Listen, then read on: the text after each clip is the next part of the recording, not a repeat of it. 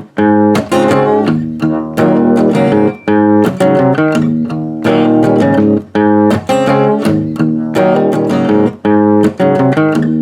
everybody, welcome back to the channel. We're glad that you're here. Today's video I wanted to go over bluebird houses. Why would you build one? How expensive are they to build? How easy are they to put together? And what are the benefits of having a bluebird house on your property or multiple bluebird houses depending on how large your property is? It's something that we got into last year when my daughter was diagnosed with diabetes. It was something that was very fun for us, especially with a lot more time inside, which is also what a lot of people are dealing with right now, and are being stuck kind of in and around their homes. And I thought this would be a good, simple project that somebody could get out if they have some scrap wood laying around, or could make a trip to the home improvement store. It's very inexpensive and would just be kind of a neat project for a parent and a child, or even just an adult if that's something that they wanted to do. But we got into watching them last year, and I built, I believe, 4 different boxes that we placed in different places around the property.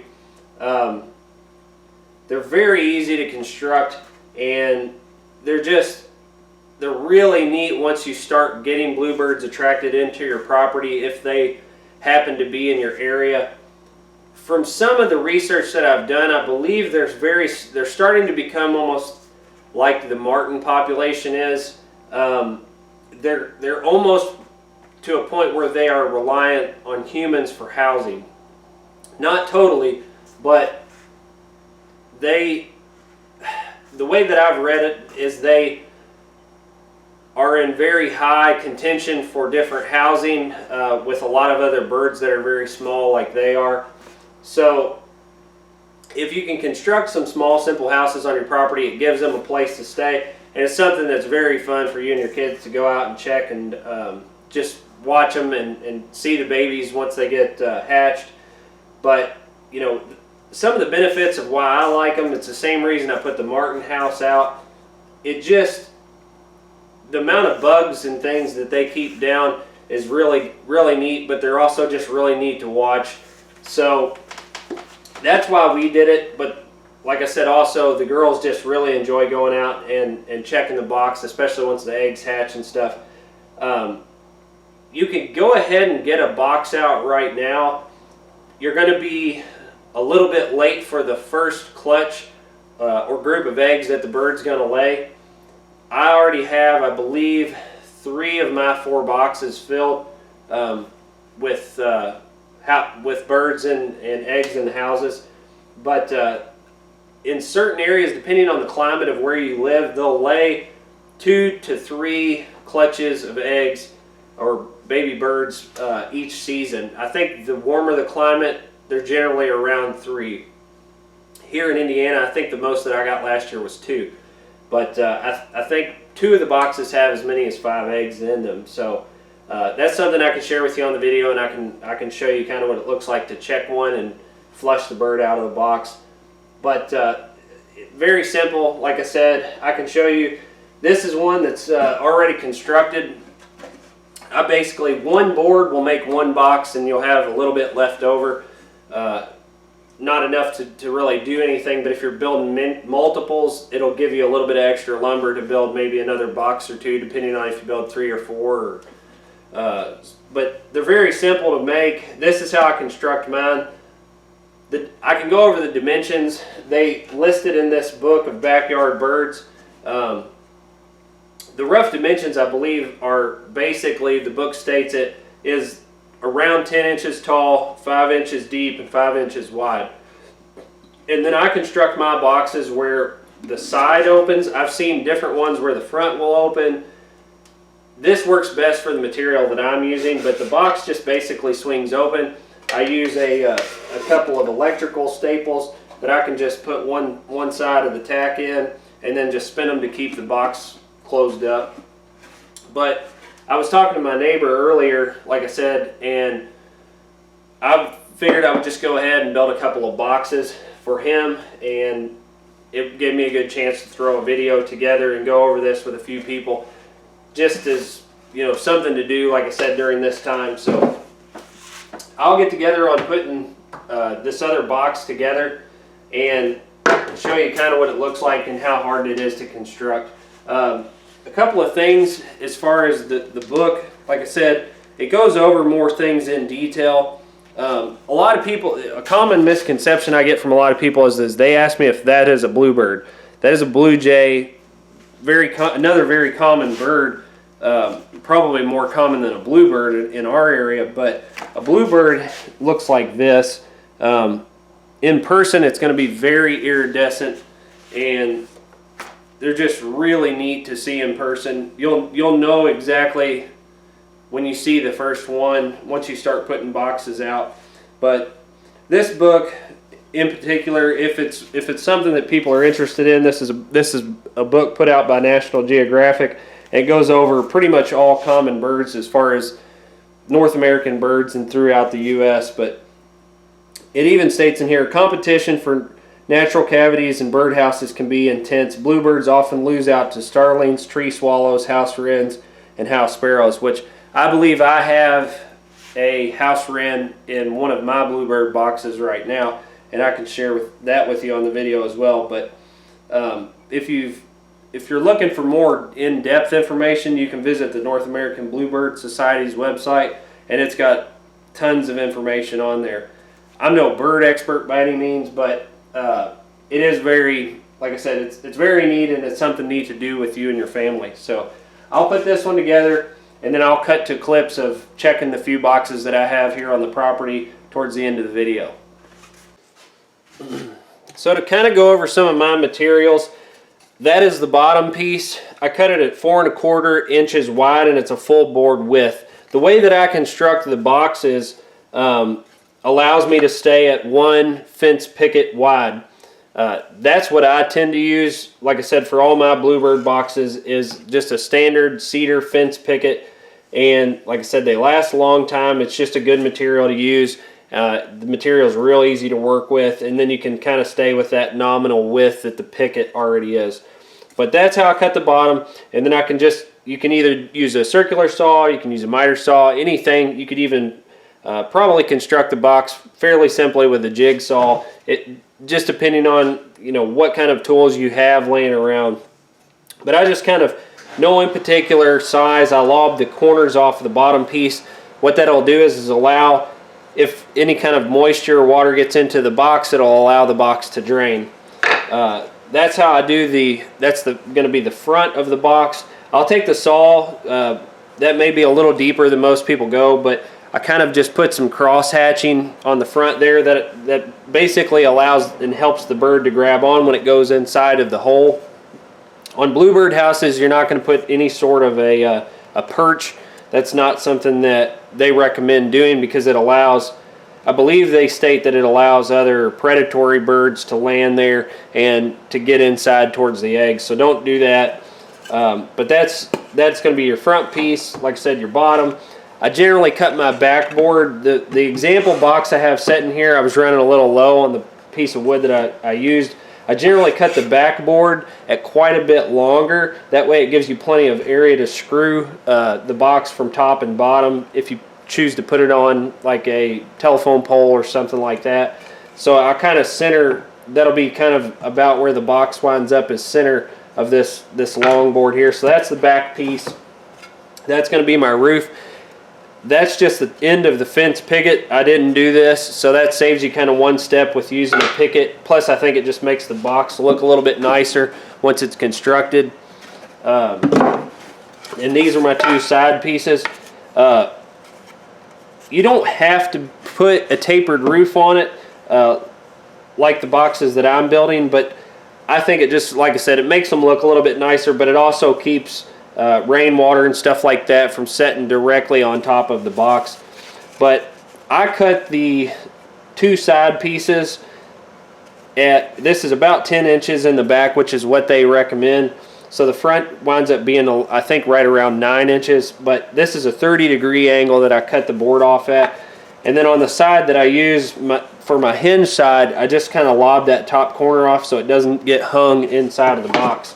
You can kind of see how I did it on this one here. It just makes the box open up a lot easier when it's not binding in that corner whenever you go to open it.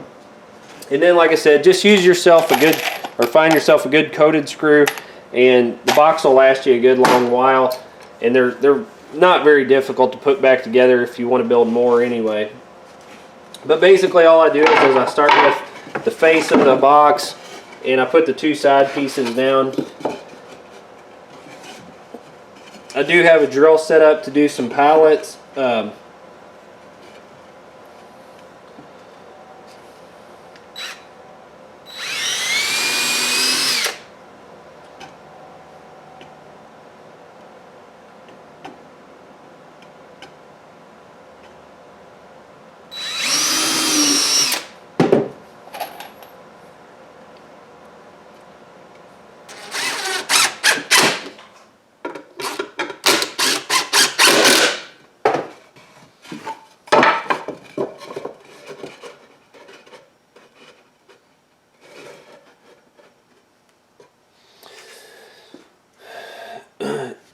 If you guys use yourself a drill and pre-drill your screw holes, it's going to save you a lot of headache and frustration. If you don't pre-drill it, especially if you're working with something like cedar, it's going to split out on you. You're going to wind up recutting pieces, and depending on how much material you buy, you may be short. So it's a good idea on the cedar just to have a drill and pre-drill your holes. Now, this being the side that I'm going to hinge off of, I only put one screw in this side because I use those two screws as a pivot point. So whenever I put the one in the back, I'll take a square and square up my line so that I kind of keep my screws in that same point. If you get them out of line, it makes it really difficult to pivot, or it may just break your side panel. I'm going to move down a little bit on this side because there's this knot in the way.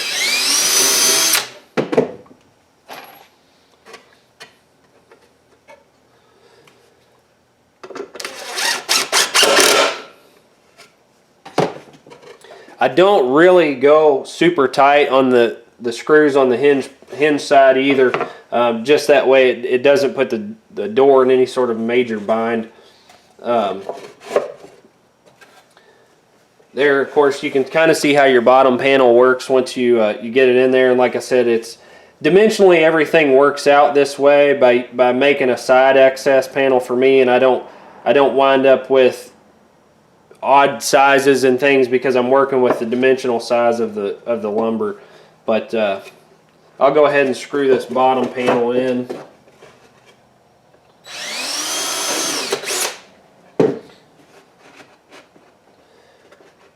You know, a couple things, like I mentioned, I said my daughter and we started watching more birds last year, and how it just kind of became something that we enjoy doing.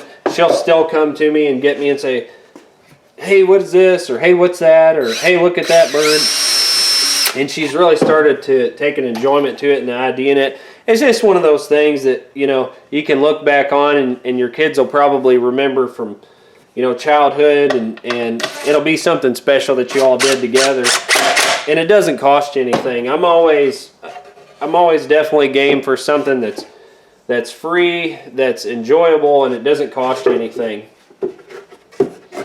I'm just going to kind of eyeball and center up my box on these back panels, or center the box up on this back panel. Nothing so precise that you got to have everything in one specific spot.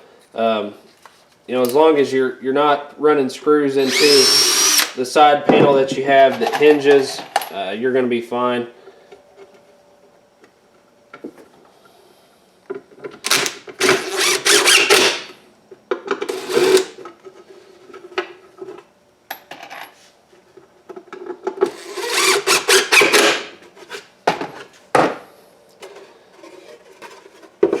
So what I'll do is take my square and go kind of center of that screw hole, and I'll make myself a line across, and then I'll put that other screw right in the same spot on the back panel, so that way it keeps my hinge side real nice and even.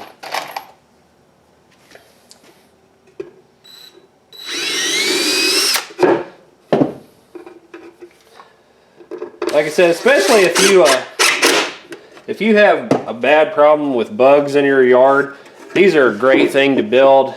They're neat to watch. I mean, it gives you something, like I said, you can do if you got grandkids, or if you have your own kids, or you're just even an adult that enjoys stuff around your yard and getting out of the house. It's a lot of fun. It really is neat to do, but you can kind of see it is a little bit tight, but that's fine. I don't mind it being a little bit snug. And we should have plenty of room to open it up and to be able to check the nest and clean it out. You're going to want to clean each nest out after that group of birds is done with the box. That's something very important, that you clean it out and it doesn't get bugs and other stuff into the box, which is going to be bad for the birds. And now all I have left to do is just throw on the top panel. Like I said, basically, as long as you keep in mind that you're not running screws into this side panel, that's gonna bind it up or put you in a pinch whenever you start to try to get the box finished up and put together. You're gonna be in good shape.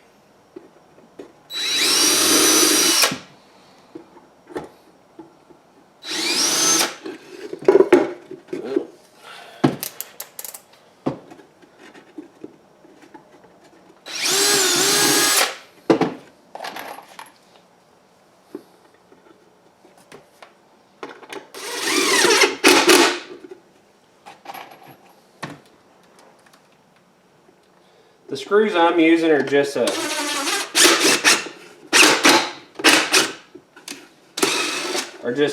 Torx drive standard outside screw.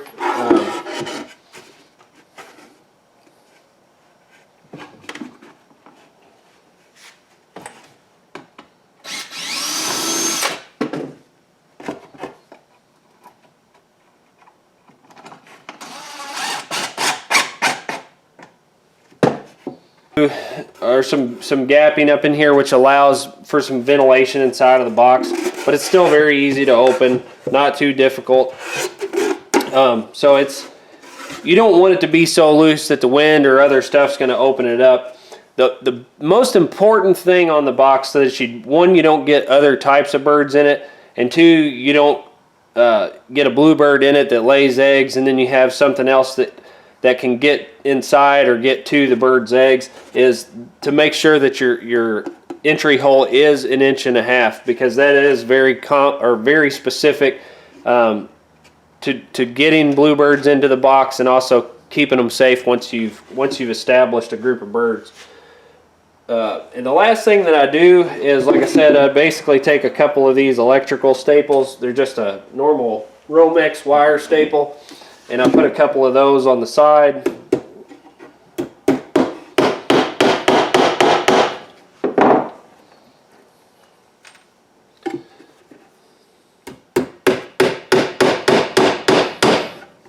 And that finishes it up, and then you can kind of just spin them.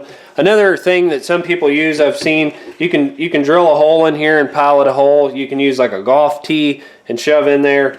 Anything that'll keep the box door closed. It doesn't have to be exact when it comes to, like I said, you want the box to be dimensionally pretty close to that 5 by 5 by 10, but as far as which panel opens, how you're using stuff, you can use your imagination. You can use what you have around your house. It's nothing's too specific when it comes to that, how you want your box to work and what material you're using. And then I generally, just to finish it off, since I already have the drill out, I generally go ahead and put a couple of holes in it for either the person I'm giving them to or for myself, so that way when I get, oops, bumped the camera. That way when I get ready to hang it, it's pretty much ready to go. And then I don't get myself in a hurry and run a screw in it and split it.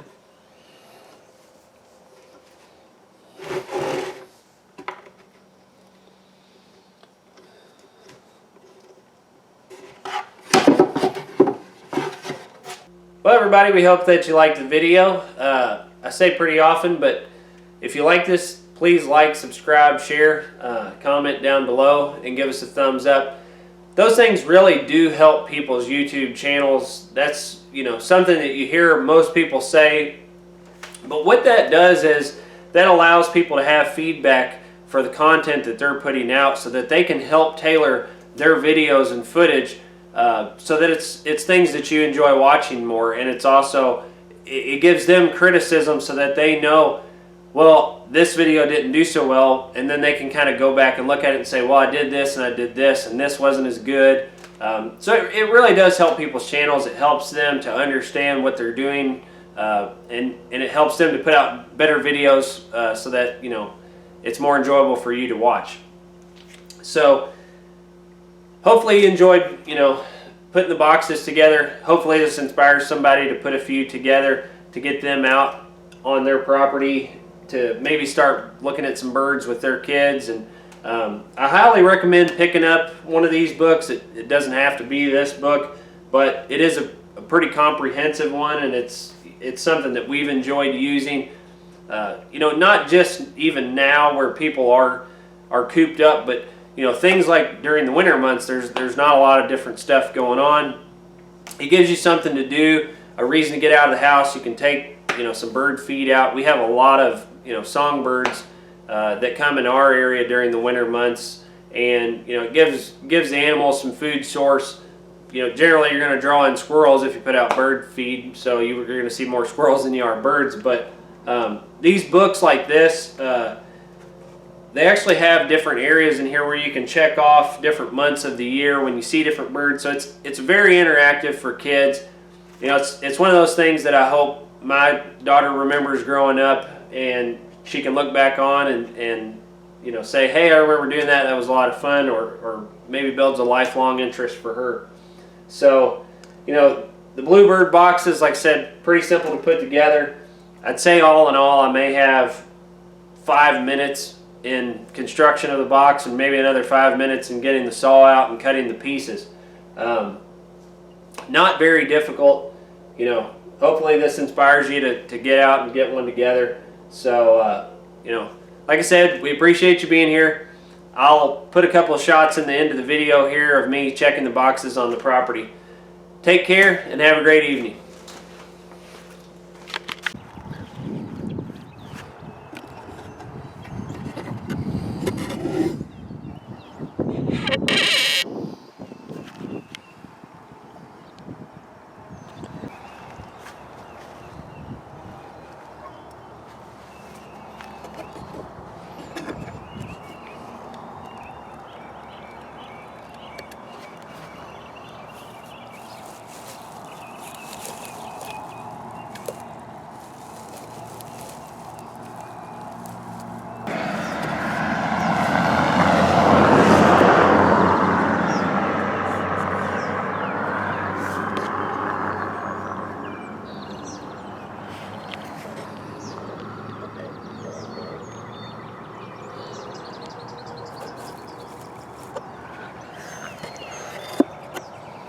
She's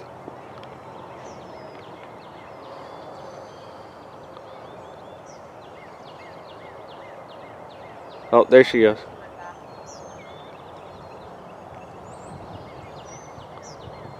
She didn't want me mess with those babies for too